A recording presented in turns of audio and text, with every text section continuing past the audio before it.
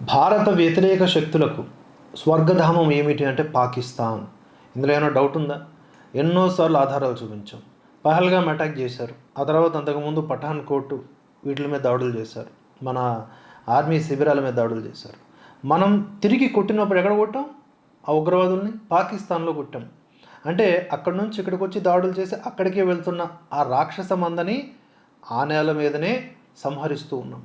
ఇవన్నీ ఆధారాలే కదా. అంతర్జాతీయ సమాజం వీటిని గ్రహించకపోయినట్లు నటిస్తున్నా నిజం ఎప్పుడు నిజమే కదా.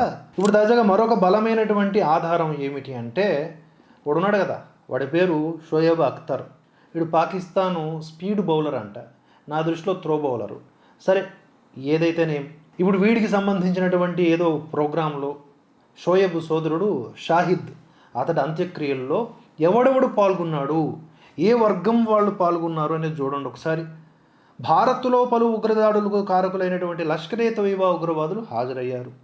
వారిలో Lashkar-e deputy chief Pahalgam master mind Saifullah Kasuri కూడా ఉన్నాడు. ఎవడున్నాడు? పహల్గామ్ మాస్టర్ మైండ్ కూడా ఉన్నాడు. ఈ షోయబ్ అఖ్తర్ గాడు యూట్యూబ్ మాధ్యమాల్లో వీడియోలు చేస్తూ సొల్లు కబుర్లు, సొల్లు నీతులు చెప్తూ ఉంటాడు. భారతదేశం, పాకిస్తాన్ ప్రేమ పాఠాలు పాడుతూ ఉంటాడు. అందుకని ఈ లఫూట్ దేశాన్ని మనం ఎట్టి పరిస్థితుల్లో దయతో, జాలితో, మానవత్వంతో చూడకూడదు. ఆ ముక్క ఎప్పటికీ మనకి శత్రువు ముక్కే. దాంట్లో ఉన్న వాళ్ళందరూ ప్రజలు వేరు, పాలకులు వేరు, ఛాన్సే లేదు. ఉన్న వాళ్ళందరూ కూడా మనకి శత్రువులే. ఈ భావన బిల్డ్ చేసుకోండి. ఇది ఎక్కడ అతివాదం కాదు, ఇది దేశభక్తి భావజాలం. దీన్ని కూడా కొంతమంది లెఫ్ట్ లాబీగాళ్ళు ఎటకారం చేయొచ్చు. కానీ ఈ దేశాన్ని కాపాడుకోవాలంటే మన ఆలోచనలు కూడా అంతే నిర్దిష్టంగా ఉండాలి, స్పష్టంగా ఉండాలి, ధైర్యంగా ఉండాలి, ప్రకాశవంతంగా ఉండాలి. కల్ప్రిట్ మైండ్ సెట్ ఉండకూడదు, కన్ఫ్యూజ్డ్ అసలు ఉండకూడదు. పాకిస్తాన్ విషయంలో నో అనుమానాలు.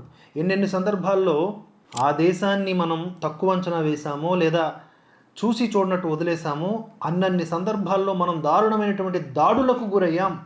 అమాయకుల ప్రాణాల్ని కోల్పోయాం.